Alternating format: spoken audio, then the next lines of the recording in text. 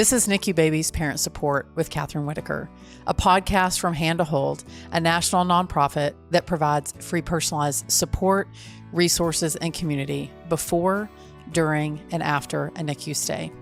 My conversations here will focus on education and personal stories with medical and hospital professionals, counselors, therapists, and NICU moms and dads from across the country. Whether you're preparing for a NICU stay, you're currently there, or you're months and years past your stay, you belong here. The NICU is hard. We're here to help. I'm your host, Catherine Whitaker, the mom of 6 children, including my very own NICU baby, and I'm so honored you're here. Welcome back to the podcast, everyone. I'm honored to have you here today. We've really been digging into what does preeclampsia look like. And today, I'm honored that our guests today are going to give us a little bit more personal glimpse into what preeclampsia looks like for a family. This is your trigger warning for this particular episode. We talk about grief and we talk about death and loss. So if that is something that you are not ready to hear about, by all means, you can skip this week. You can come back to it when your heart is ready to hear it, or you can gently allow yourself to listen to the bits and pieces that you can. So I just wanted you to know that. Today, we're going to be visiting with Steve and Kelly Gurvis. They're a really beautiful couple, and I think that their story about Liam's life, their experience with preeclampsia, and then the loss of their son Liam will touch you. They will give you, I'm sure, some great resources and also a really open and honest look about what grief and loss looks like in a family. Steve and Kelly Gurvis have been married for 24 years, and they have 3 sons, 2 living, and 1 beautiful angel baby, Liam Anthony. They run their own businesses, and they stay active, honoring Liam in every way possible. Steve and Kelly reside just outside of Chicago, and I'm so honored that they're here. So let's visit. So I'm really excited and very honored to have both Steve and Kelly. You know, Steve, when I first emailed you, I was like, hey, I want to talk to a dad. And you said, why don't you do both of us? And I thought, why didn't I think of that? And I think it's really beautiful that I have the 2 of you here to tell a really important story and a really important aspect of what preeclampsia looks like to a real family in a real situation. So I think maybe we should just start with, I'm going to ask Kelly, I'm going to put you in the hot seat first. Was your pregnancy considered high risk from the beginning, or was that something that happened later on for you? No, it was considered high risk from the beginning because I was 38 years old at the time. And I had also been dealing with high blood pressure since we had our second son, Jackson. So at that point in time, my blood pressure was kind of up and down, up and down. We just thought it was stress related. Like, I was a little overweight at the time. So, my doctors kind of were just chalking up to that. When we visited a few weeks ago with our maternal fetal medicine specialist who was sharing about preeclampsia, he said actually what you alluded to is that preeclampsia is the great pretender, that sometimes it's hard for doctors to figure out, is it high blood pressure? Is it this? Is it that? And he said it's not until later that he said, so he always assumes that it's preeclampsia until he can prove that it's something else. It sometimes stumps doctors as to what it is. So as you started to progress in your pregnancy, Kelly, kind of take us through when things started to get really difficult and that you started to be really concerned about what was happening. Well, this pregnancy was difficult from the beginning because, I was 38. I was still really active. Had been working out and stuff. And at the time, we didn't even know we were pregnant. Right. I just thought I wasn't feeling good. I actually had a UTI. And then I realized, I'm like, wait, I haven't gotten my period in a little bit. So I took a test and it was like, oh, pregnant. So, we were very, whoa. We had been trying for a while actually to have one more child. Wow. And we thought it wasn't going to happen. So Liam was a pleasant surprise for us, but obviously we didn't know the journey that was ahead of us. Yeah. So, at the time we had an 8th grader and, soon to be 7th, 6th, Jackson was in 5th grade, right? Yes. Yeah. So, our kids were, had been much older at that point in time. So, but yeah, it was a little rough. I noticed that about 15 weeks, I started getting these unrelentless migraines. And I kind of just chalked it up to I had migraines. My family gets them and stuff. So, and I was pregnant. And so I would make sure I kept myself hydrated and this and that. But they got to the point where I was just either bedridden or I was on the couch. And the gynecologist with me being pregnant couldn't prescribe much of anything, just Tylenol keep hydrated. So that I think was the first sign for me, which I didn't put two and two together until the 21-week mark is when I was hospitalized. And I called my gynecologist, and she's like, come in right away. And they had taken my blood pressure, checked me, and at the gynecologist, and it was 200 over 120. So the hospital, yeah. So the hospital, thank God, was right across the street.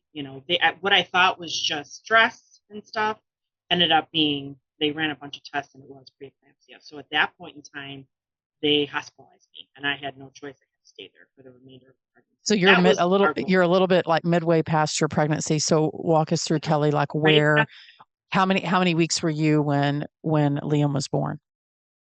He was almost 27 weeks. So we made that decision, but thank God we were able to get, once we got that past that 25 mark, we were like, yes, we're doing good. And then it spiked. There were times where it did spike there, but I was able to bring it back down. I mean, they had me on so many different medications when I was hospitalized. Sure.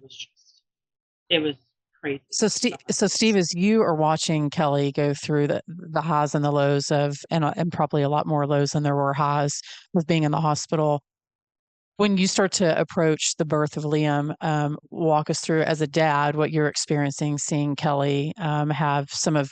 I'm listening to you and I'm remembering the conversation that I had with Dr. Berry about classic symptoms of preeclampsia. And I'm listening to you. I'm like, yes, the migraine, the high blood pressure, all those things. So, Steve, as you march toward the actual delivery, how are you feeling as a dad?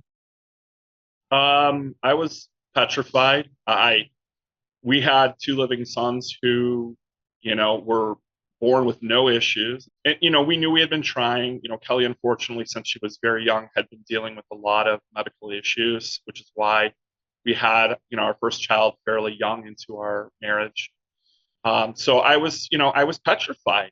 She's my best friend. She is my soulmate, and we had been through so much together already at that point. And I wanted her to be okay. I wanted our son to be okay. And I had never gone through this. So I literally, the old saying of, running around like a chicken with his head chopped off. That was absolutely me, because I had to run home every day to our living sons to get them back and forth to school, take care of the dogs, and then I would go back. In fact, the night that everything kind of, went haywire, I was on my way home. And they called me, and I was in the car, and they said, you need to turn around and come back, because they could no longer control her blood pressure. They could not give her any more medication. They had no choice but to go ahead and deliver. And I just remember just being in a fog and a haze. Everything around me just kind of went silent, and my heart was in my throat, because I didn't know what was going to happen. Was I going to lose not only my child, but I was going to lose my best friend? It's a horrible, horrible feeling. Well, I think that I'm grateful that both of you have chosen to share Liam's story, because I think sometimes we are afraid to talk about death and dying, but we're also afraid to recognize that dads have a role in this too, that a woman's role is very different than a man's when it comes to delivering a baby, but certainly how it affects you afterwards, after the birth, and then down the road, and what that looks like. I think it's important to have those conversations and to recognize that grief looks different for everyone. So maybe share a little bit about Liam's birth and the days that followed. But the day that I had to go into labor, it was in the evening, and I was feeling off, wasn't feeling good, and we came in again. Blood pressure was high. It was almost 200 over that 120 mark again. And I remember begging them, just asking them, just give me this, or can we try this? And they basically said, no, I mean, you're at your max. We cannot give you anything else at this point. It's either you or, baby, or, we both have to get you in right away. So they started the magnesium. I just remember it was a blur from there. I had gotten a cross from a girlfriend of mine, a wooden cross. And I remember I brought it with me, and I held it in my hand the whole time, that I had to drape over everything. Steve was all decked out in his beautiful outfits, and it was silent. I didn't say a word, and I was just praying, inside, please, please, please, God, let him, be born alive, and then we can work out the rest. And he didn't even cry. It was just, he was born, and it was just silence. Yeah, the old saying, silence is deafening. Is deafening. Yes. It was. There was so much going on, but we heard nothing because all we wanted to hear was his cry, and it wasn't going to happen. He was too young. His lungs were so underdeveloped. So 24 hours before I could see my son because of the cesarean, and I was highly medicated. I couldn't get out of I couldn't do anything. So I just remember they had wheeled me back into my room. They actually did not take me up to the maternity floor the first night because the amazing thing about the hospital that he was born at, we had developed such an amazing close-knit relationship with the doctors and especially the nurses on the floor, the maternity floor, that they let me stay there that night. And I just remember I didn't sleep. I laid in that bed. I was in pain, and I just, I'm like, I need to see my son. Is he okay? Like, I had no idea what was going on down in that NICU. When you have an emergency C-section and it's emergent, you find yourself remembering bits and pieces. My son was born emergency C-section as well, so you remember bits and pieces. But then it's interesting, Steve and Kelly, that you both mentioned about the deafening silence. It's almost like you need the signs of life to remind you what's happening, but it's the silence that I think hits you the hardest. And so as you, Kelly, as you're navigating these the short amount of time with Liam, why don't you share with people how much time you had with Liam and what that was like? He was progressing amazing. I mean, with him being underdeveloped, and he was also jaundice, and so I mean, when I finally got to see him that next morning, they were able to wheel me down in my bed, and I got to put my hand in his incubator, and it was devastating. I mean, I literally broke down because what I think fathers and I know mothers feel it. You feel like you let your partner down, your family down, and most of all yourself down.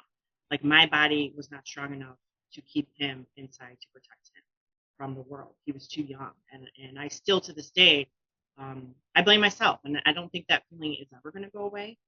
The biggest fear that I had when he had passed is I thought I killed him because either the milk was contaminated or he ended up passing from sepsis in the lungs. So it was an infection that just they couldn't bring him back.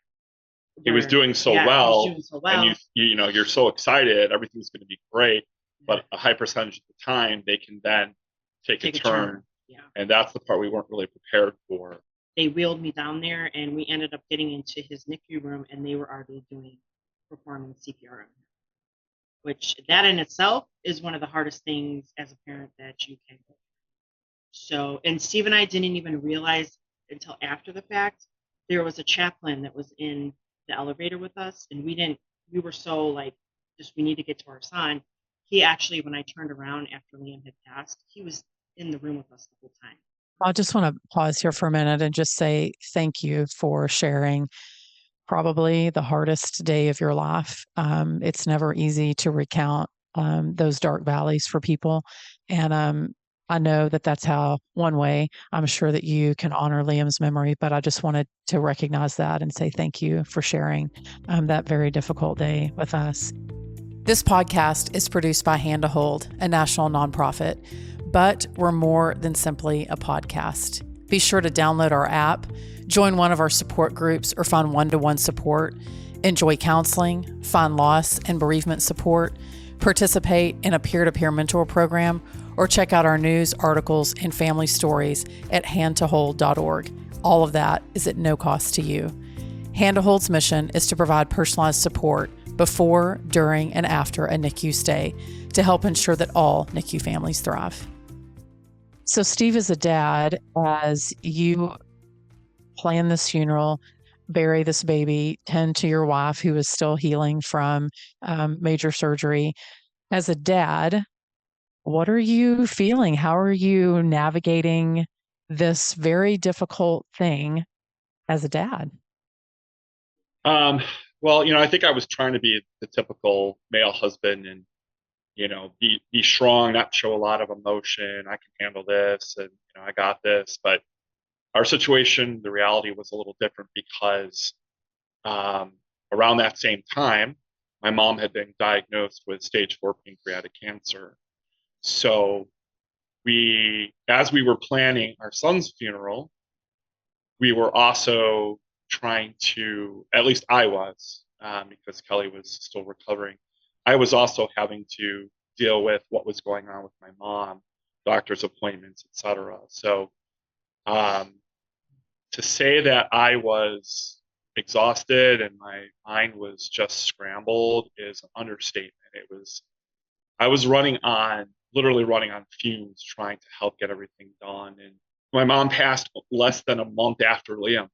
That's how fast she lost her battle to pancreatic cancer. So we put our grief on hold so that we could, arrange funeral services for my mom and deal with, her estate and everything with her afterwards. And it was months and months before she and I, as a couple and individually, began to start dealing with the trauma of what had happened. That's a lot. That's a lot of grief in a very short amount of time. So if I'm doing the math right, about 6.5, almost 7 years since Liam has passed and your mom as well, as you can look back over these last 7 years, Steve, are there certain things that you did as a couple or certain things that you did as a male and as a dad that helped? I guess I'm hopeful that you began to heal some of that grief and maybe began to sort of confront this really horrible, terrible thing that happened in addition to one that followed right after. What are some things that you've done in these last 6.5 years to find some peace and some healing with that? Well, I think one of the big things off the bat was we started going to it was actually the same bereavement nurse that took pictures and foot moldings the day that Liam passed. She also ran a support group for infant child loss. So we began attending group meetings, and a lot of emotions came out during that, a lot of anger, a lot of emotions. But we also met some amazing people who have become a great support system for us. Issues. And then we started to kind of do more as well through the hospital, butterfly releases, infant child loss walks, charity events. I became a peer mentor with Hand to Hold to help other dads who have gone through similar experiences. We're just constantly looking for ways to honor our son and to help each other work through all the grief that we've endured. I'm not the typical, macho guy. Like I'm 6'3", 300-pound guy, and I'm the biggest baby on the planet. So I cry with my wife. I cry with my sons. I cry with family. Like I get emotional when I talk about my son and the things we went through. And, some of the stuff, the images, they're forever burned in your brain. People associate PTSD as only something that military people experience, but that's just not true. The sounds, the bells, the whistles, watching them do CPR on your son, like those are things that are ingrained in your brain and they never go away. So no, I hope that every dad that's listening to this, I'm also married to a 6'1" manly man who also cries, and he says the same thing. There are certain things that he stopped repressing after our son was born. When you go through a traumatic event, it changes you. It gives you a different perspective on the world. It also gives you much greater compassion for the hard things that people go through. I'm grateful that you mentioned counseling, whether it's individual or marriage. I think that's certainly, it's unique to every family, but I think the recognition that this thing that you went through was traumatic and hard. And while there are certain things that you can do on your own, there are also certain things that are so healing about having someone who does this for a living walk you through and help you heal. And I love that you mentor other dads, because sometimes they're not so great about saying, hey, I need help. Women do this. Like we get together and we're like, this is how this feels. But I love that you do that. So Kelly, for those that are watching this on YouTube, they can see this, but those who are listening, the sweetest little bear. And I can't help but think that has to be one memory and one connection to Liam. So I would love to know, and look, do we have a photo too? She brought this out, so I want to make sure. I don't know if how you can beautiful. Really yeah. So for those who are listening, it's a really beautiful photo. I love that that's a service that some NICUs offer parents, that you can either have a professional photo, and it's always free for the families. And I know there are some families maybe that don't have that service, but they take photos, and sometimes they're ones that they share publicly or that they keep for themselves. But I love that you have that photo. So I have to think that that bear is some way honoring Liam. So I would love to hear a little bit about that. It is. So this is a Molly bear. For anybody who typically has gone through infant loss, a lot of them know about this or have been told through it through, group therapy groups, infant loss groups. And the waiting list is pretty long, but you can have it customized, and it's a weighted bear. So he is actually the same weight. There's weight in here that he was when he was born. And this is actually one of the outfits, because we didn't have any outfits for him when he was born. He was just way too young. So the bereavement nurse had asked us, she came to us before, and she's like, this may sound, morbid or kind of strange, but she's like, are you okay with us, taking pictures, doing video like of this day? So you have something to, because that was the only thing we were going to have to remember him by. The only pictures, the only videos, the only changing of the diaper, the bath, all of that stuff. And at first I kind of looked at Steve and we were like, but I'm so grateful that they did that, because we have molds of his feet, of his hands, video of us being able to change his diaper, give him a bath. Like, he got to stay with us that whole night. We actually got to keep him with us up in the maternity ward, and that's a whole nother trauma in itself. But it was a good trauma though. Like, I remember Steve at one point was holding him and patting his butt, and he was like, "Shh, can you turn the TV down? We got to like." Yeah. I was so used, I did it with my two living sons. So to me, it was like he was still alive, and I was holding him the way I would my own. I didn't realize what I was doing until she pointed it out. But, that was my instincts as a father when I used to rock my sons, and I would say, hey, can you turn the TV down? Or, I was just doing what I was used to doing, forgetting that, he had passed. So a shout out to every NICU nurse, because not every baby leaves the NICU, and they are so aware of what parents need before we know that we need it. Not all of them are, but the vast majority are. And I'm grateful to hear that you had some nurses who knew the path that your family was going to go down and preemptively suggested and encouraged, you to consider some things, and that you gratefully said yes, not knowing how healing and how beautiful that was going to be on the other side. So praise the Lord for good NICU nurses and professionals that see our grief before we can see it ourselves. So I just have one. Honestly, I could ask y'all a billion questions, but I have one last question, I guess. What's your best advice to someone who is either sitting in the NICU and they are currently losing their baby, or they left the NICU without their baby because their baby passed away? What's your best advice to them as they navigate this new normal that they found themselves in? Reach out. You need to find that group or that infant loss group, or, if there's somebody that that has lost. I can't tell you how many people have come to me, because I have a Facebook, I have the business that I've created in memory of our son. So many people have reached out to me through those platforms and was like, thank you for all that you do. We've since learned that it's okay. You need to show your feelings. You need to show your emotions, especially to your husband, especially to your children, because they need to know that it's okay when somebody passes. And you're going to deal with a lot of outside.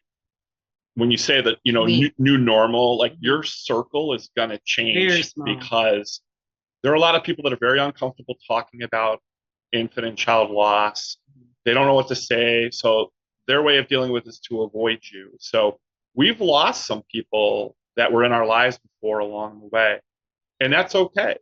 You hope that maybe someday they'll come back, but it's, again, like she was saying, it's important to stay strong as a couple, stay united as a couple, reach out for the help, whatever you need, get it. Especially for dads, don't bottle stuff up, don't bury it. If that's what they need to do, obviously, I can't stop them from doing that. But best advice I can give is, as a man, is you have to deal with these emotions. You have to be there for your partner. Burying it is not the answer. So, you got to be ready to deal with a lot, and a lot's going to come at you after you go home from the hospital. And I think that's what's made our marriage even stronger, is that we took everything head on together as a couple. And you don't see a lot of couples that will actually do that, unfortunately, after a loss like that. So that I think has not only saved our marriage, but made our marriage stronger. Well, there are many things in life that we can escape, but grief and loss is not one of them. We will all at some point in our life lose someone that we love. And for many of us, many people that we love. So thank you for sharing your story about Liam and about your beautiful family and about what it really looks like and how you can move forward. But without forgetting the incredible impact that he had on your life as human beings, but also in your life as a family. So thank you so much. Steve and Kelly's story was beautiful and tender and hard. And I'm really, really grateful that they felt comfortable enough to share that really difficult experience and time in their life with each one of you in hopes that it might be helpful to you, it might be healing to you, and it was a really beautiful way to honor Liam's memory. In today's 2-minute take, I think the two things that really resonated with me most is when Kelly was chatting about how her nurse saw this opportunity to give their family some closure, even though Kelly at the time either reluctantly said yes or said, yes, that's fine, we'll do that. But that nurse knew that weeks, months, years later, those photos, those impressions, those things would be important to their family. So I'm grateful that she said that, because I think it's a great reminder to each of us, if you find yourself in that situation, that you default to the person, the nurse, the doctor, when they say, we want to do this thing for you, and you kind of aren't sure, but then you think, but maybe it's possible that they may know something that you'll need even before you know it. So I'm really, really grateful that NICU nurse took the time to ask the question and to follow through. I have no doubt, certainly listening to Kelly, how healing that was. And then the second, dads grieve too. And I was so grateful that Steve very vulnerably and very openly shared how he grieved as a dad, how he navigated through some things with his wife and feeling like he was not enough, but yet he had to do all these things for his mom and his baby, and that he recognized that he had an opportunity to heal by being a mentor after their loss. And I just was really touched by his encouragement to other men that it's okay to have emotions, it's okay to share those, and it's okay to grieve with your partner. So those two bits and pieces I feel like are some of the biggest takeaways, and hopefully are a way that we can honor Liam's life. Thank you so much for joining us on our continued series for preeclampsia, and I look forward to chatting with you again next week. Thanks y'all for listening to NICU Babies Parent Support. Every parent and every experience is welcome here. If you are a NICU parent and you're finding yourself in need of support, please download our app. You can find it in the Apple Store or on Google Play, Hand to Hold. And if you love today's episode, you can share it, you can subscribe, and you can most certainly review it. We would love, love, love your reviews. It's how we reach more NICU parents. Thanks, and I'll see y'all next time.